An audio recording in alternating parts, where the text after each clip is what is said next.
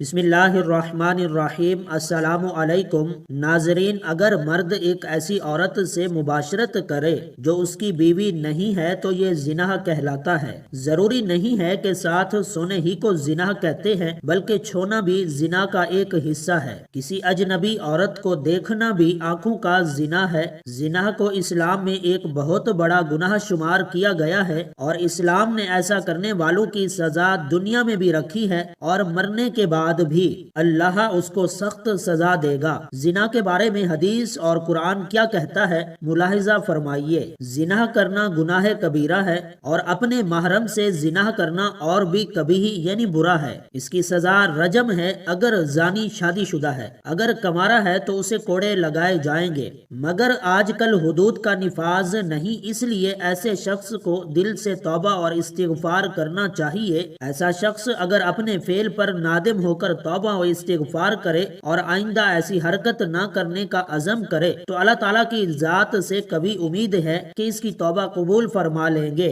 زنا کا شرعی ثبوت ہونے کے بعد زنا سے جو اولاد ہوگی اس کا نسب زانی سے ثابت نہ ہوگا، بلکہ وہ ولد الزنا ولد الحرام قرار پائے گا۔ زنا کی حرمت اور مذمت قرآن پاک کی بے شمار آیات اور احادیث مبارکہ میں وارد ہوئی ہے۔ ان کا حاصل یہ ہے کہ شرک کے بعد بڑے گناہوں میں سے سنگین ترین گناہ زنا ہے، جو انسان کو ہلاک اور برباد کرنے والا ہے۔ اس کی سخت ترین سزا ہے دنیا میں بھی اور آخرت میں بھی۔ شریعت نے زنا کے قریب بھی جانے سے منع کیا ہے، اس لیے بد نظری کو حرام کیا گیا، عورتوں پر پردہ واجب کیا گیا، بلا ضرورت پردہ کے ساتھ بھی باہر نکلنے سے انہیں منع کیا گیا۔ بخاری شریف میں ہے کہ رسول اللہ صلی اللہ علیہ وسلم نے فرمایا، مومن ہوتے ہوئے تو کوئی زنا کر ہی نہیں سکتا۔ اللہ تعالیٰ قرآن مجید میں فرماتا ہے، دیکھو زنا کے قریب بھی نہ جاؤ، یہ بے حیائی اور برا راستہ ہے۔ اگر زنا کرنے والے شادی شدہ ہوں تو کھلے میدان میں پتھر مار مار کر مار ڈالا جائے، اور اگر کمارے ہوں تو 100 کوڑے مارے جائیں۔ آج کل دیکھنے میں آیا ہے کہ اس گناہ میں بہت سے لوگ شامل ہیں، خاص کر بازاروں اور پارکوں میں جہاں عورتوں اور مردوں کا بھیڑ لگ جاتا ہے۔ اگر کوئی لڑکا یا لڑکی عمر بڑھ جانے کی وجہ سے غلط کام کرتا ہے تو اس کا گناہ اس کے ماں باپ کو بھی ملتا ہے، کیونکہ انہوں نے ان کی جلد شادی نہیں کی، جس کی وجہ سے وہ غلط کام میں مبتلا ہوئے۔ شادی کی عمر ہونے کے باوجود بھی ماں باپ ان کی شادی نہ کریں تو اللہ ناراض ہو جاتا ہے اور ان کے گھر کی برکت ختم ہو جاتی ہے، اور اللہ ان ماں باپ سے قیامت کے دن حساب مانگے گا۔ ایک جگہ اللہ تعالیٰ نے قرآن مجید میں فرمایا کہ پاک دامن لڑکیاں پاک دامن لڑکوں کے لیے ہے۔ اس کا مطلب یہ ہے کہ اگر آپ اچھے ہیں تو اللہ آپ کو بھی اچھی بیوی یا دلہا دے گا، اور اگر آپ خراب ہیں، گناہوں میں مبتلا ہیں، تو سمجھ لیجئے بیوی بھی ایسی ہی ملے گی۔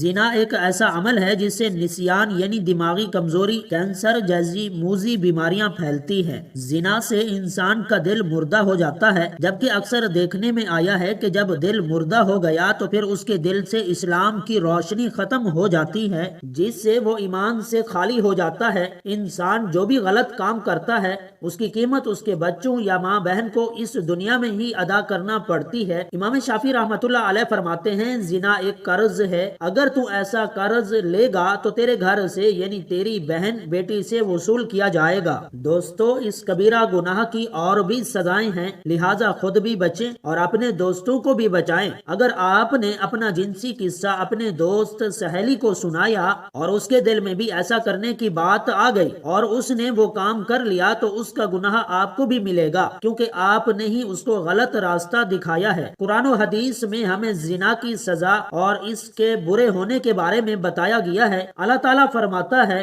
زنا کے قریب بھی نہ جاؤ، یہ بے حیائی اور برا راستہ ہے۔ زانیہ عورت اور زانی مرد کو کوڑے مارو، ہر ایک کو 100 کوڑے۔ اس طرح نبی کریم صلی اللہ علیہ وسلم نے فرمایا، شادی شدہ مرد اور عورت زنا کرے تو دونوں کو سنگسار کر دو، یہ اللہ تعالیٰ کی طرف سے سزا ہے۔ زانی ایمان کی حالت میں زنا نہیں کرتا، یعنی جب وہ زنا کرتا ہے تو ایمان سے خالی ہو جاتا ہے۔ خدا نخواستہ اگر زنا کرتے ہوئے موت آ گئی، یعنی زنا کی حالت ہی میں موت آئی، تو وہ مومن نہیں بلکہ کافر یعنی غیر مسلم ہی مرے گا۔ رسول اکرم صلی اللہ علیہ وسلم سے بڑے گناہوں کے بارے میں پوچھا گیا تو آپ صلی اللہ علیہ وسلم نے فرمایا، ہمسائے کی بیوی سے گناہ کرنا بڑے گناہوں میں سے ایک گناہ ہے۔ زنا کی سزا اس شخص پر لاگو ہوگی کہ زنا کرنے والا مسلمان، عاقل اور بالغ ہو جس نے یہ جرم اپنے اختیار سے کیا ہو اور جرم کے لیے اس پر کوئی زبردستی نہ کی گئی ہو۔ رسول اکرم صلی اللہ علیہ وسلم نے فرمایا 3 قسم کے لوگوں کا کوئی عمل نہیں لکھا جاتا، یعنی 3 قسم کے لوگ ایسے ہیں جنہوں نے اگر زنا کیا بھی ہو تو ان پر دین اسلام کی روح سے کوئی حد لاگو نہیں ہوتی۔ ایک تو وہ جو کہ نابالغ ہو جب تک بالغ نہ ہو جائے،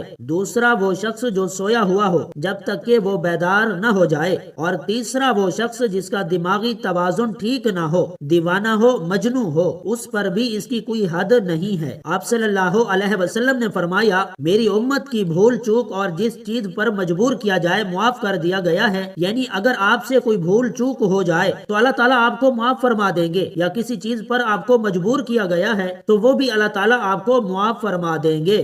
زنا کرنے والے کے لیے رجم یعنی زنا کار پر حد قائم کرنے کا ایک طریقہ کار بتایا گیا ہے۔ زمین میں گڑھا کھودا جائے، زانی کو اس میں کھڑا کر کے سینے تک اس کو مٹی میں دبا دیا جائے اور پھر پتھر مارے جائیں یہاں تک کہ وہ مر جائے۔ یہ کاروائی امام اور مسلمانوں کی ایک جماعت کے سامنے کی جائے۔ اللہ تعالیٰ کا فرمان ہے اور ان کی سزا کے وقت ایمان والوں کی ایک جماعت حاضر ہونی چاہیے۔ رجم کے بارے میں عورت اور مرد کا حکم برابر ہے، البتہ عورت کے کپڑے باندھ دیے جائیں تاکہ وہ بے پردہ نہ ہو۔ اسلام عظمت و عفت کو سب سے بڑی قیمتی متاع قرار دیتا ہے اور اس کی حفاظت کو ہر شخص پر مقدم رکھتا ہے۔ چنانچہ زنا اسلامی معاشرے میں انتہائی گھنونا اور بدترین جرم ہے اور اسلام میں اس جرم کی سخت ترین سزا مقرر ہے۔ اللہ تعالیٰ سورہ بنی اسرائیل میں فرماتا ہے کہ زنا کے قریب بھی مت جاؤ، بلا شبہ وہ بے حیائی اور برا راستہ ہے۔ اس آیت کریمہ میں زنا سے اس طرح روکا گیا، زنا کرنا تو دور کی بات بلکہ زنا کے قریب بھی نہ جاؤ۔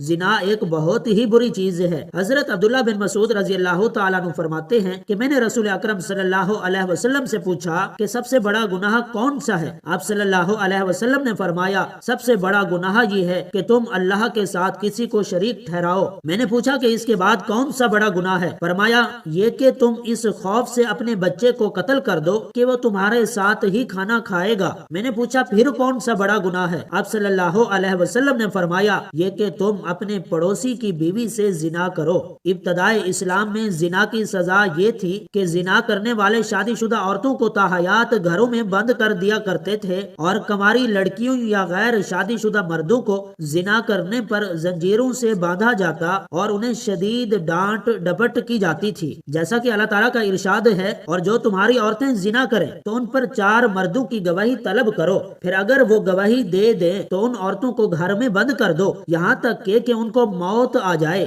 یا اللہ تعالیٰ ان کے لیے کوئی راستہ بیان کر دے۔ مردوں میں سے جو لوگ زنا کریں تو تم ان کو خوب ڈانٹ ڈپٹ سے اذیت پہنچاؤ، پس اگر وہ توبہ کر لیں اور ٹھیک ہو جائیں اور سیدھے راستے پر آ جائیں تو ان کو کچھ نہ کہو، بے شک اللہ تعالیٰ بہت رحم کرنے والا ہے۔ اللہ تعالیٰ سے دعا ہے کہ اللہ تعالیٰ ہمیں زنا جیسی موذی مرض اور اس کبیرہ گناہ سے بچنے کی توفیق عطا فرمائے اور ہمارا خاتمہ ایمان پر فرمائے، آمین ثم آمین۔